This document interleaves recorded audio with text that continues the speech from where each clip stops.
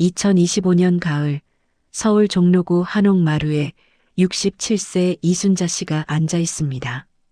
손은 녹차 잔을 쥐고 있지만 미세하게 떨립니다.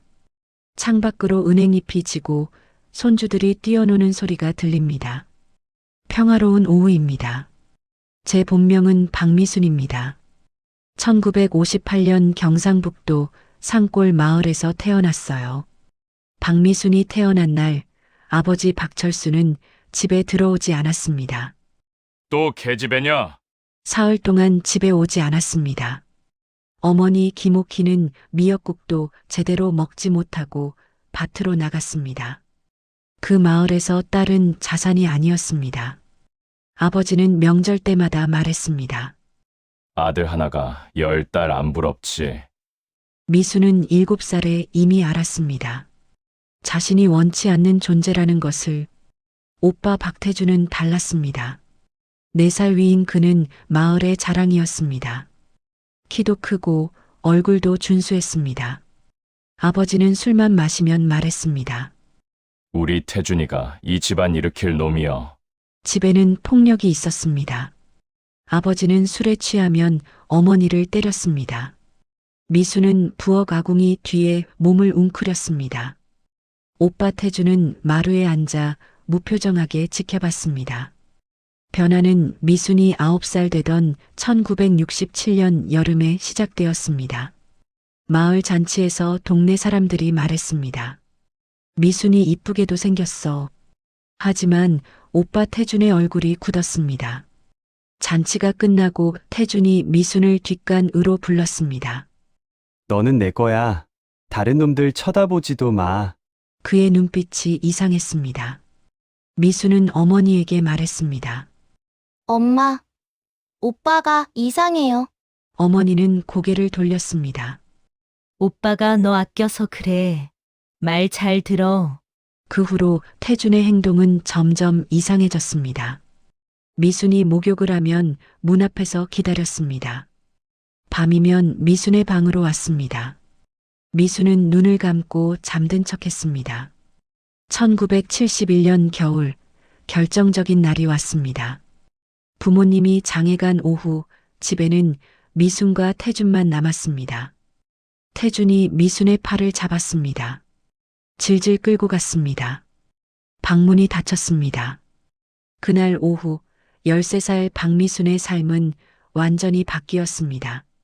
2025년 가을 이순자는 녹차 잔을 내려놓습니다. 그날부터였어요. 지옥이 시작된 건. 그날 이후 박미수는 말을 잃었습니다. 학교에서도 집에서도 입을 열지 않았습니다. 점심시간이면 교실 구석에 혼자 앉았습니다. 집에 돌아가는 길이 무서웠습니다. 하지만 들어가야 했습니다. 갈 곳이 없었습니다. 밤이 되면 태준이 왔습니다. 처음에는 일주일에 한 번이었습니다. 나중에는 거의 매일이었습니다. 부모님이 잠든 밤 복도를 걷는 발소리가 들렸습니다. 방문이 천천히 열렸습니다. 미수는 배웠습니다. 저항하면 더 아프다는 것을. 그래서 베개를 깨물었습니다. 베갯잎에 이빨 자국이 났습니다. 어머니가 봤을 것입니다. 하지만 아무 말도 하지 않았습니다. 미수는 자신을 분리하는 법을 배웠습니다. 고통이 올 때 천장에 나무결을 세웠습니다. 창문 밖 별도 헤아렸습니다. 몸은 방 안에 있었지만 미수는 저 하늘에 있었습니다. 어느 날 아침 미수는 제대로 걷지 못했습니다. 다리를 절뚝였습니다. 왜 그래? 어머니가 물었습니다. 넘어졌어요. 그날 저녁 어머니가 연고를 가지고 왔습니다. 연고를 바르는 손이 떨렸습니다. 엄마가 미안하다. 복도에서 우는 소리가 들렸습니다. 1972년 봄 마을에서 태준의 평판은 높았습니다. 박신의 아들 진짜 효자더라. 칭찬이 쏟아졌습니다. 미수는 그 말들을 들으며 학교에 갔습니다. 태준과 마주치면 시선을 피했습니다. 태준은 아무렇지 않게 웃었습니다. 누가 들어도 좋은 오빠였습니다. 1973년 여름 미수는 15이 되었습니다. 몸이 더 변했습니다. 태준의 눈빛이 달라졌습니다. 곧 시집갈 나이야. 시집가도 내 생각해야 돼. 무서웠습니다. 그해 가을 태준이 탄광 일을 시작했습니다. 일주일에 사흘은 탄광에서 자고 왔습니다. 미수는 그 사흘이 좋았습니다. 하지만 태준이 집에 오는 날은 더 심했습니다. 1974년 봄 미순의 몸에 이상이 생겼습니다. 생리가 끊겼습니다. 한 달, 두 달, 세 달. 입덧이 시작되었습니다. 배가 나오기 시작했습니다. 어느 날 새벽 화장실 거울을 봤습니다. 그때 깨달았습니다. 바닥에 주저앉았습니다. 안 돼. 안 돼. 하지만 현실이었습니다. 16살 박미수는 오빠의 아이를 임신했습니다. 헐렁한 옷으로 배를 가렸습니다. 어머니는 눈치챘습니다. 하지만 말하지 않았습니다. 조금만 더 버텨봐. 엄마가 방법을 찾아볼게. 하지만 방법은 없었습니다. 1974년 6월 어느 밤 술 취한 아버지가 미순의 배를 발견했습니다. 이게 무슨 짓이냐? 뺨을 때리는 소리가 울렸습니다. 누구 새끼냐? 말해! 아버지가 발길질을 했습니다. 태준이 입을 열었습니다. 아버지, 저도 봤어요. 이순이가 정육점 창수랑 뒷산에서. 세상이 무너졌습니다. 2025년 가을 이순자는 눈을 감습니다. 그날이었어요. 제가 완전히 혼자라는 걸 알게 된 날이 다음 날 아침 마을이 들썩였습니다. 박신의 딸년이 배가 불렀다더라. 소문은 우물가에서 시작되어 골목을 타고 번졌습니다. 미수는 방에 갇혔습니다. 아버지가 밖에서 자물쇠를 채웠습니다. 그날 저녁 아버지가 정육점으로 갔습니다. 이 개새끼! 내 딸을 어떻게 한 거야? 정육점 유리창이 깨지는 소리가 났습니다. 일주일 후 창순의 가족은 짐을 쌌습니다. 미수는 창문으로 그 모습을 봤습니다. 창수와 눈이 마주쳤습니다. 미수는 입을 열 수 없었습니다. 트럭이 마을을 떠났습니다. 무고한 가족이 수치를 피해 고향을 등졌습니다. 마을은 만족했습니다. 태준은 영웅이 되었습니다. 여동생을 지키려 한 오빠. 태준이 아니었으면 어쩔 뻔했어. 칭찬이 쏟아졌습니다. 1974년 9월 15일 진통이 시작되었습니다. 16시간의 고통 끝에 아기가 태어났습니다. 사내 아이네. 산파 할머니가 말했습니다. 미수는 아기를 봤습니다. 작고 빨간 얼굴이었습니다. 눈동자가 보였습니다. 시간이 지나면 녹색이 될 것 같았습니다. 태준의 눈처럼 복잡한 감정이 밀려왔습니다. 증오, 슬픔, 죄책감. 하지만 그 속에 다른 것도 있었습니다. 사랑해, 미안해. 네 잘못이 아니야. 아버지가 들어왔습니다. 이름은 민호다. 박민호. 태준도 들어왔습니다. 내 눈 닮았네. 미순이 아기를 더 세게 안았습니다. 만지지 마. 나중에 커서 내가 키울 건데. 태준이 말했습니다. 미수는 온몸이 얼어붙었습니다. 여기서 나가야 해. 1975년 봄 민우는 6달이 되었습니다. 미수는 조금씩 밖에 나갈 수 있게 되었습니다. 장터에서 어떤 여자를 봤습니다. 서울에서 온 교사 윤영이었습니다. 아기, 귀엽네요. 처음으로 듣는 친절한 말이었습니다. 영희가 쪽지를 건넸습니다. 힘들면 찾아오세요. 미수는 쪽지를 꼭 쥐었습니다. 처음으로 희망 같은 것이 보였습니다. 2025년 가을 이순자가 말합니다. 그 쪽지가 제 인생을 바꿨어요. 1976년 여름 미수는 영희를 찾아갔습니다. 학교 교무실 문을 두드렸습니다. 도망가고 싶어요. 미순이 말했습니다. 영희는 고개를 끄덕였습니다. 알겠어요. 도와드릴게요. 계획은 천천히 세워졌습니다. 영희에게는 서울에 친척이 있었습니다. 종로에서 식당을 운영했습니다. 숙식 제공이에요. 괜찮아요. 뭐든지 괜찮아요. 하지만 쉽지 않았습니다. 첫 번째 시도는 8월이었습니다. 대문을 열었습니다. 그때 아버지가 돌아왔습니다. 도망가려고? 뺨을 때렸습니다. 그날 밤 방문에 자물쇠가 채워졌습니다. 두 번째 시도는 10월이었습니다. 새벽 2시 창문을 열었습니다. 절반쯤 나왔을 때 동네 개가 짖기 시작했습니다. 불이 켜졌습니다.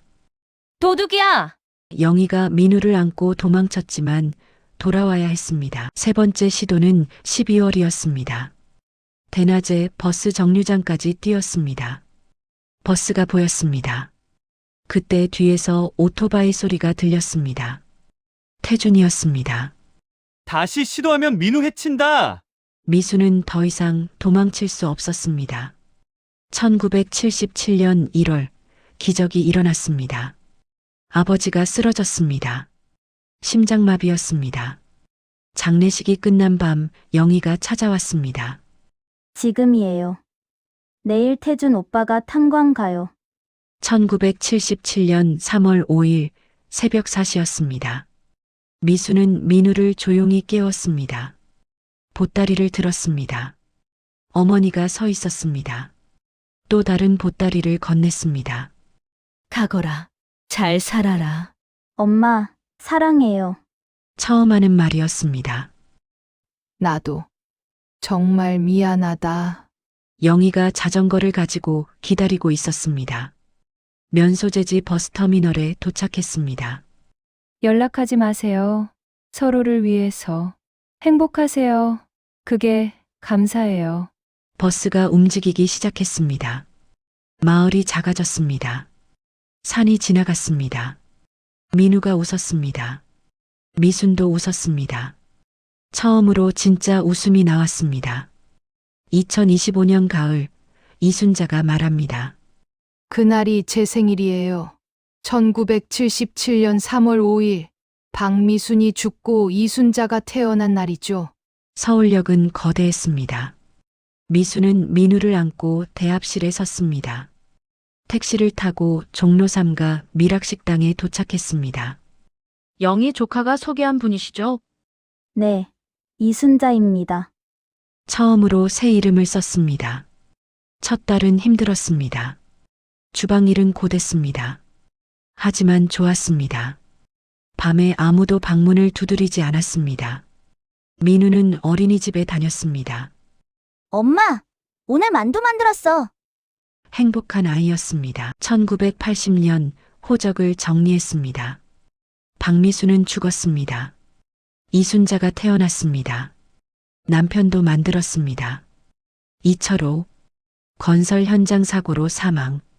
1982년 단골 손님 서준혁이 제안했습니다.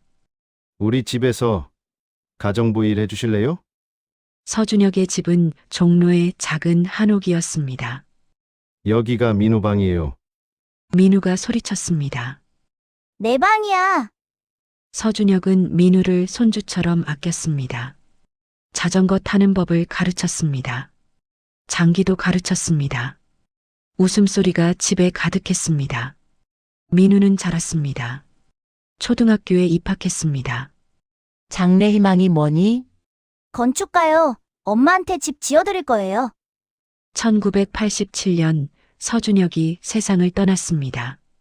유언장에 집을 미순에게 남겼습니다. 친척들이 소송을 걸었지만 법적으로 문제 없었습니다.